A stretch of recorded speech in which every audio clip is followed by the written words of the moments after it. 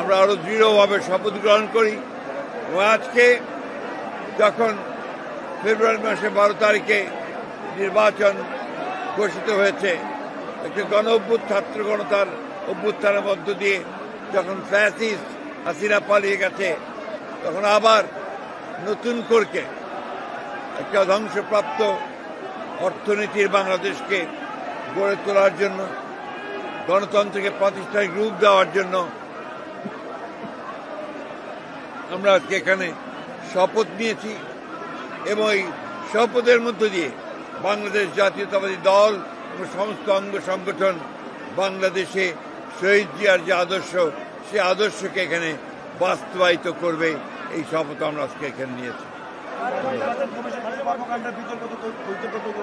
আমরা